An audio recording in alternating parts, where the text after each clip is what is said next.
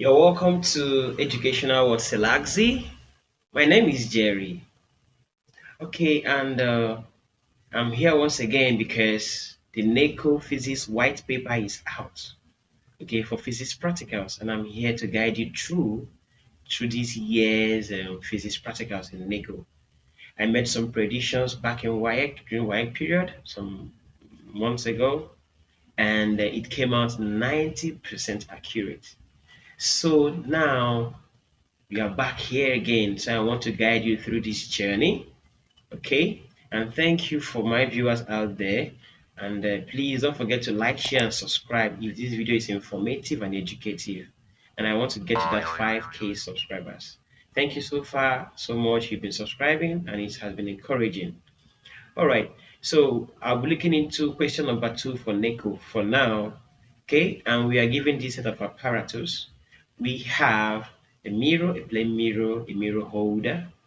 We have a drawing board. We have 4 sets of optical pins, and we have 4 sets of thumb pins. We have several plain sheets of paper, probably white, and we'll be needing our math set here because it's very, very important. All right, so despite it wasn't given, okay, and I'm going to make an improvisation for so many things here. My mirror holder, I'm going to improvise. Okay, currently now I'm not in a school, I'm not using a laboratory for this experiment, so I'm going to do improvisation. But the experiment is pretty very simple, so I'm going to put you through on how you can be able to do this practical very simple and plain. Don't forget to hit that like button, the share button, and the subscribe button. I'm looking forward to this video and you following through. Thank you.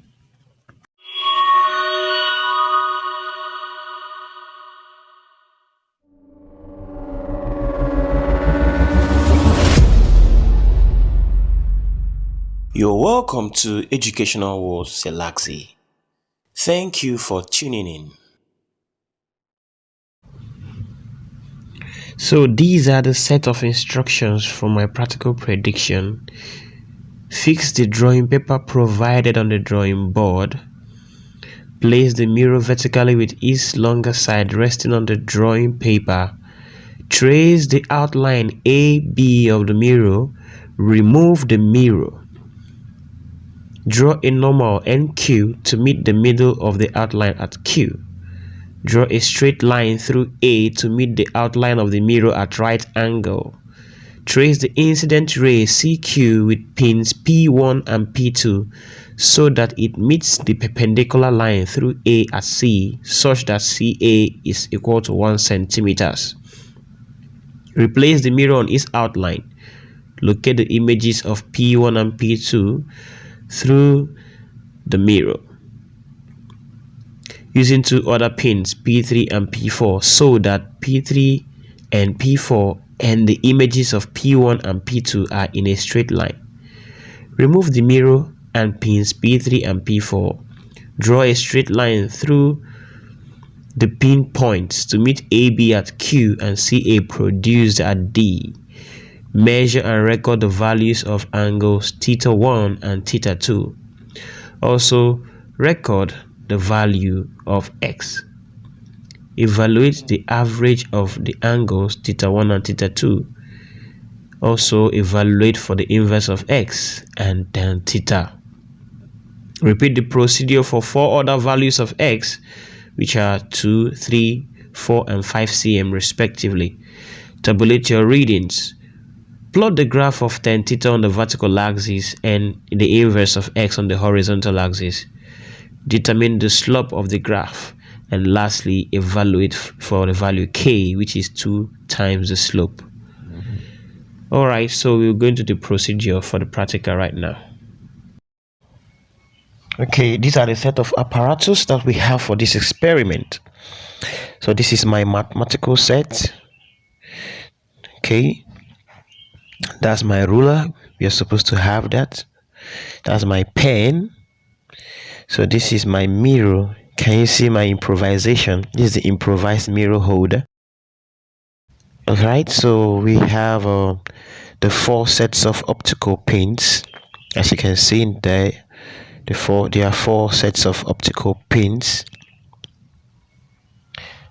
Then I have my sheets of paper, white sheets of paper. You're supposed to have up to 5 or 6 white sheets of paper. These sheets of paper will be provided for you, okay, so you don't have to worry about that. All right, so this is my board where the work will be done on, and we also needed 4 thumb pins rather. These thumb pins are used to hold the paper firmly on the board. You can do without it, or you can use a sellotape as an improvisation. So far as your work wouldn't be shaking, you can do without them. So we are going to set our paper on the drawing board, as you can see. Okay, since I don't have my thumb pins or a sellotape, I will make sure that the paper does not move randomly on the board. Now the question requires us to trace an outline of our ruler with the longest edge, which is resting on the board or paper, as you can see, with the mirror holder support. So in order to trace the outline of the mirror with the longer side, what I'm going to do now is to measure the length of that mirror. When I measure the length of the mirror, it will be easier for me. I'll just draw the length of the mirror. So with the aid of my ruler, I'll measure the length of the longest side of the mirror that rests on the paper. So I am measuring the length now, and the length is giving me 98 millimeters or 9.8 centimeter. 98 millimeters or 9.8 centimeter. I'll use 9.8 centimeters, as you can see there. All right, so we will take note of that. Then the question requested for us to get the midpoint of the ruler. So first of all, let us draw the length of our mirror, 9.8. So I'm tracing it right now. So that's the length, 9.8 centimeters. So that's this mark here, 9.8 centimeters.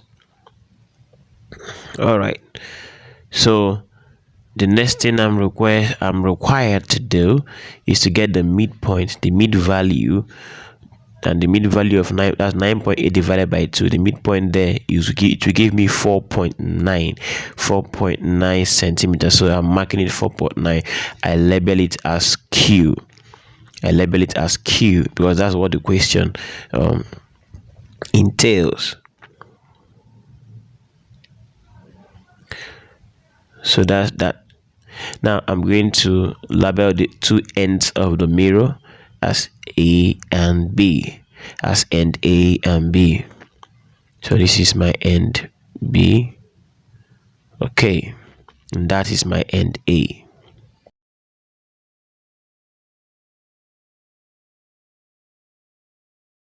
All right, so the next thing I'm going to do now is to erect a perpendicular line through A.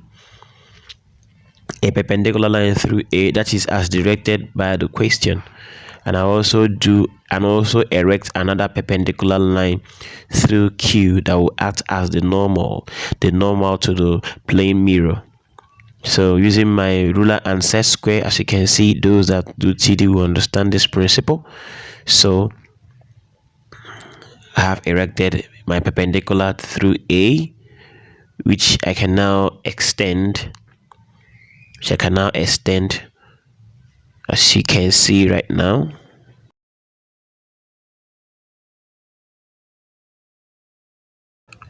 Okay, so according to the question, we are going to mark out or measure out 1 cm from point A downwards to point C. Okay, so I'm measuring out my 1 cm, as you can see now. So that's 1 cm. That's 1 centimeters. All right, okay, and we are going to draw a line of incidence from that point to Q. We are going to draw our incident ray, or yeah, you're going to draw the incident ray using it as a line, indicating it as a line rather, from that point to Q.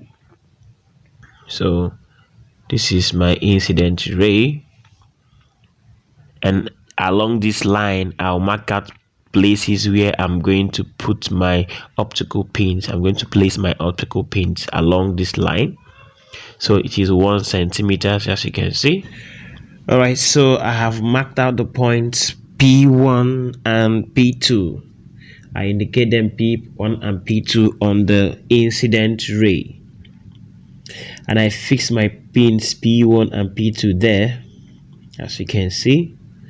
So I have fixed my pins. Now the next thing I'm going to do is to bring back my mirror and align it on that outline. Aligning my mirror on the outline, as you can see, then I will now use pins P3 and P4 to trace so that they align to the images of P1 and P2. And that alignment means that they align through that line of incidence, that line of incident ray must align with the pins, as you can see. Okay, so after that I'm going to remove the mirror and also remove my pins. So I'm going to join with this line. Before I do that, I will have to erect a normal. Erecting a normal at Q. As you can see, I will erect a normal at Q. So I have erected my normal at Q. Alright, so now I'm going to indicate P3 and P4, as you can see. Then I'm going to join with a straight line to Q and produce it to D. So I'm going to produce that line to D. Meanwhile, I'm indicating my arrows showing my incident and reflected ray. So I'm going to label the rays now, showing you that this one is the reflected ray, while the other one is the incident ray. So this one is the incident ray. All right, while this is a normal. Okay, so producing the reflected ray to point D, as you can see, because the question requested for that. Okay, so now I'm going to measure theta 1 and theta 2 as directed by the question, and I'm going to measure that with the help of my protractor. That is why protractor is needed. Very, very important. So I believe that you know how to measure your angles here. So I'm measuring theta 1 and theta 2. Let me see what they are going to give. So measuring theta 1 here, I'm having that theta 1 is equal to 78 degrees. So theta 1 is equal to 78 degrees. So in the same vein, I'll measure theta 2. So remember that the law of reflection says that the angle of incidence must be equal to the angle of reflection. So theta 2 should be 78 degrees or something close. If not, just know that you are not correct. So measuring my theta 2, I have that theta 2 is 77.5 degrees. 77.5 degrees. So you can see that that law holds here. So this is my theta 2, which is 77.5 degrees. Right. So I have kept the record. So the next thing to do here now is to trace the outline of the mirror again for the second stage of the experiment, when our X is 2 centimeters. So I have drawn the outline of my mirror. I have indicated the midpoint, as you can see. So I will erect my perpendiculars because they are very important, erecting my normal and the other perpendicular through to the outline of the mirror. So I have done that with the help of my set square and my ruler. Okay, So the next thing to do, we are going to mark out our 0.2 cm. Marking out 0.2 cm, as you can see. So I have marked out my 0.2 cm. All right. So I will join C to Q. Joining that C to Q, that just shows the angle of incidence. It shows the angle of incidence. All right. So I'm going to indicate the points P1 and P2 on that angle of incidence. As you can see, I'm indicating points P1 and P2 on the angle of incidence. Now remember that the law of reflection states that the angle of incidence must be equal to the angle of reflection. So I'll have to indicate my angle of incidence. The angle of incidence is the angle made with the incident ray and the normal, and that is alpha. So that's angle of incidence. Now this angle of incidence must be equal. Angle of incidence, it must be equal to the angle of reflection. That is one of the laws of reflection. Okay, so bearing that in mind, this practical now is now a walkover. So this is what I'm going to be doing throughout the rest of this experiment without even touching my plane mirror anymore. So I am going to measure the angle of incidence so that I can use it to measure out my angle of reflection. So using my protractor, I'm measuring the angle of incidence. I hope so you can measure your angles with a protractor.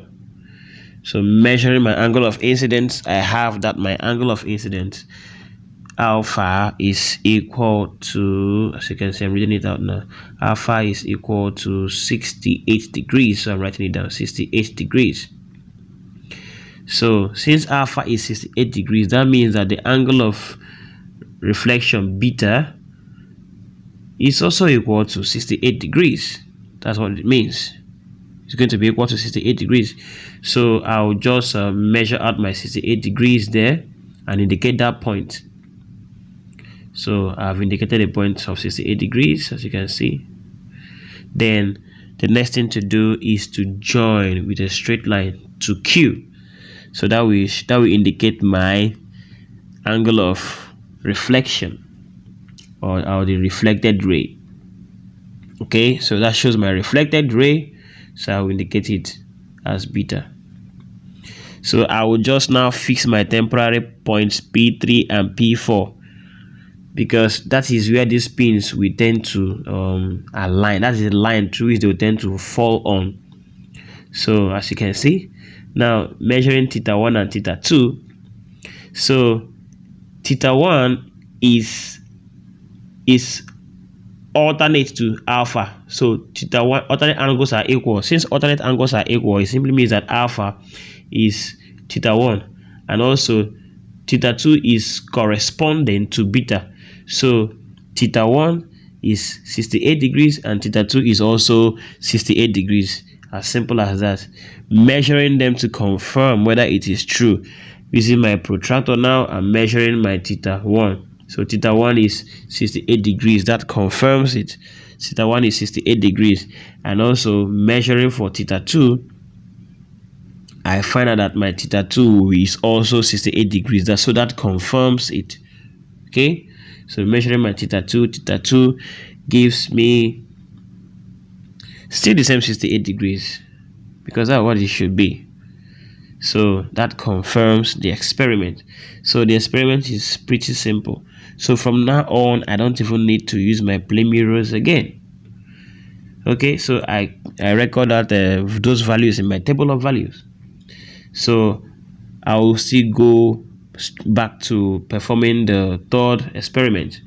I'll trace the outline of my mirror again and follow the same procedure. So tracing the outline of my mirror again.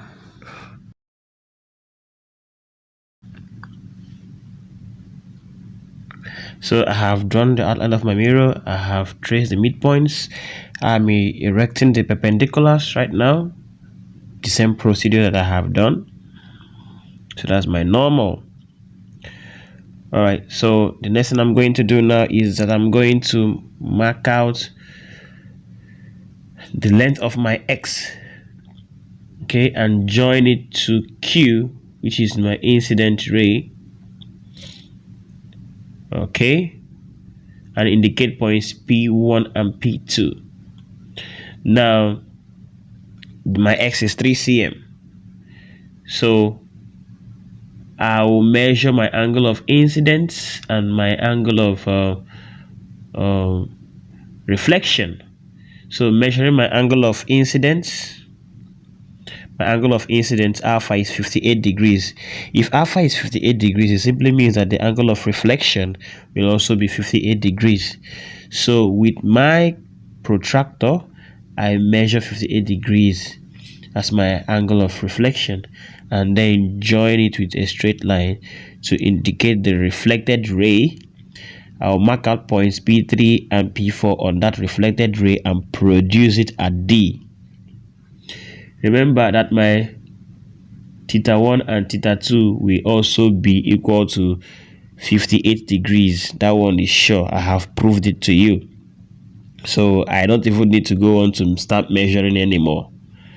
So we put that we will record it in our table of values. Then doing the fourth one, so the same procedure, we trace our outline of the ruler and everything will look like this. Once you've done the fourth one, because of time I'm fast forwarding and my procedure, but it's all the same procedure. Then lastly, we trace the outline of our mirror again and measure out x to be 5 centimeters. So I'm erecting my perpendiculars, as you can see.